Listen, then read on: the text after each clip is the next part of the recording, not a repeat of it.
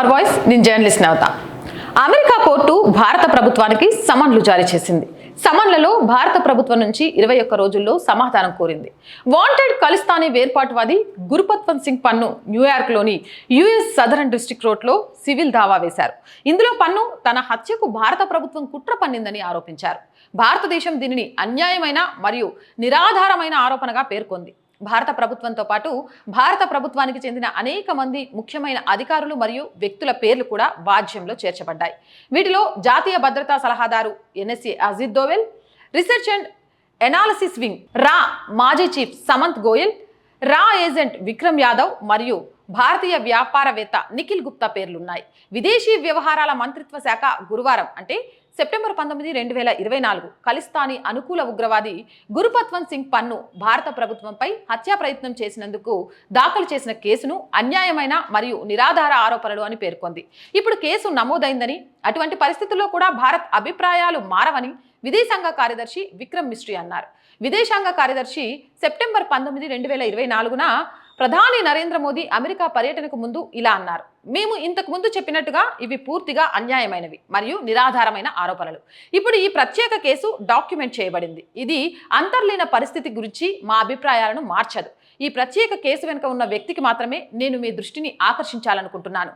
దీని చరిత్ర బాగా తెలుసు. అతను ఇంకా మాట్లాడుతూ, అతను అంటే పన్ను గురించి ప్రాతినిధ్యం వహిస్తున్న సంస్థ చట్టవిరుద్ధమైన సంస్థ. 1967 చట్టవిరుద్ధ కార్యకలాపాల నిరోధక చట్టం UAPA ప్రకారం ప్రకటించబడిన వాస్తవాన్ని కూడా నేను హైలైట్ చేయాలనుకుంటున్నాను. భారతదేశ సార్వభౌమాధికారం మరియు ప్రాదేశిక సమగ్రతకు భంగం కలిగించే లక్ష్యంతో దేశ వ్యతిరేక మరియు విధ్వంసకర కార్యకలాపాలకు పాల్పడినందుకు ఇది జరిగింది. గురుపత్వంత్ సింగ్ పన్ను సిక్ ఫర్ జస్టిస్ అనే వేర్పాటువాద సంస్థను నడుపుతున్నాడని, ఇది ఎల్లప్పుడూ భారతదేశానికి వ్యతిరేకంగా ప్రచారం చేస్తుందని మీకు తెలియజేస్తున్నామన్నారు. ఇక పన్ను కూడా భారత్ ప్రకటించిన ఉగ్రవాది. అతను US మరియు కెనడియన్ పౌరసత్వాన్ని కలిగి ఉన్నాడు. భారత్కు వ్యతిరేకంగా, దాని ప్రయోజనాలకు వ్యతిరేకంగా కుట్ర పన్నారని ఆయన అనేక ఆరోపణలను ఎదుర్కొంటున్నారు. అంతకుముందు నవంబర్లో పన్ను హత్యకు కుట్రలో ప్రమేయం ఉన్నందున ఒక భారతీయ పౌరుడిపై US న్యాయశాఖ ఛార్జ్షీట్ దాఖలు చేసింది. ఇక మాన్ హటర్లోని ఫెడరల్ కోర్టులో దాఖలు చేసిన నేరారోపణలలో పేరు తెలియని భారత ప్రభుత్వ ఉద్యోగి నిఖిల్ గుప్తా అనే భారతీయ పౌరుడిని హత్య చేయడానికి హిట్మ్యాన్ను నియమించాడని న్యాయశాఖ పేర్కొంది. నేరారోపణలో ఉన్న అభియోగాలు కేవలం ఆరోపణలు మాత్రమేనని, దోషులుగా రుజువయ్యే వరకు నిందితులు నిర్దోషులుగా భావించబడతారని న్యాయశాఖ పేర్కొంది.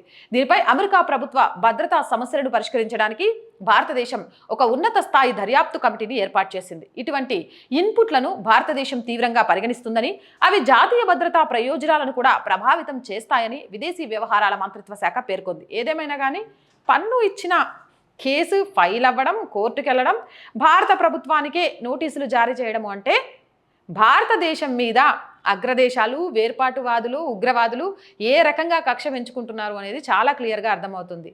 అయినా చెడు కోరేవాడు ఎప్పుడు చెడిపోతాడు, మంచిని కోరేవాడు ఎదుగుతాడు అని చెప్పడానికి భారత ప్రభుత్వం మోదీ నిదర్శనంగా చెప్పొచ్చు.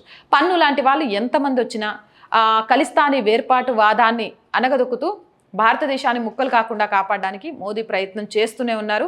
మోదీ సేన అంటే అటు అజిత్ దోవెల్ కానివ్వండి, జయశంకర్ కానివ్వండి, అమిత్ షా కానివ్వండి, వీళ్ళంతా కూడా దేశ రక్షణలో తమకు ఏది ముఖ్యం కాదు అనుకునే విధంగా అడుగులు ముందుకేస్తున్నారు. అందుకే ఏం చేయాలో అర్థం కాక ఇలాంటి చిన్న చిన్న జలకులు ఇస్తూ భారత్ భయపడిపోతుందేమో అని చూస్తున్నారు. కానీ భయపెట్టే దశలో ఉన్న భారత్ భయపడుతుందా? మీరే చెప్పండి కామెంట్ సెక్షన్లో. మోర్ వీడియోస్ కోసం మన ఛానల్ వెంటనే సబ్స్క్రైబ్ చేయండి. ప్రతిరోజు ప్రతి వీడియోలో మేము రిక్వెస్ట్ చేస్తూనే ఉన్నాం. బట్ సహాయం చేయడానికి చాలా అంటే చాలా తక్కువ మంది వస్తున్నారు. 0.00లలో అని చెప్పొచ్చు. మీరు చేసే చిన్న సహాయం సనాతన ధర్మాన్ని, దేశహితాన్ని, ప్రభుత్వానికి ప్రజలకి వారధిగా ఉంటూ నడిపించాలి అనుకునే ఆర్ వాయిస్కి మరింత బలాన్ని ఇస్తుంది. ప్రతి సబ్స్క్రిప్షన్, ప్రతి సహాయం కూడా ఛానల్ని నిలబెడుతుంది. ఆర్థికంగా సపోర్ట్ చేయండి ప్లీజ్. చేయాలి అనుకునేవారు సబ్స్క్రిప్షన్ పక్కనే జాయిన్ అనే బటన్ ఉంటుంది. 1 to 5 లెవెల్స్ ఉంటాయి. ఏదో ఒక లెవెల్లో సపోర్ట్ చేయండి. లేదా స్క్రీన్ మీద గూగుల్ పే, ఫోన్పేతో పాటు అకౌంట్ డీటెయిల్స్ కూడా ఉంటాయి. మీకు తోచిన ఆర్థిక సహాయం చేయండి. అండ్ చూస్తున్న ప్రతి ఒక్కరూ సబ్స్క్రైబ్ చేయండి. మీ చుట్టుపక్కల వాళ్ళతో కూడా సబ్స్క్రిప్షన్ చేయించండి. మీరు ఎంత లైక్ చేస్తే మన వీడియోలు అంత వైరల్ అవుతూ ఉంటాయి. ఎంత షేర్ చేస్తే మనం చెప్పాలి అనుకున్న విషయం అంతమందిలోకి వెళ్తుంది. అందులో కూడా ఈ ఛానల్కి అడ్డగా నిలబడాల్సింది మీరే. మీరు ఎప్పుడు సపోర్ట్గా ఉంటారని ఆశిస్తున్నాం. జై భారత్.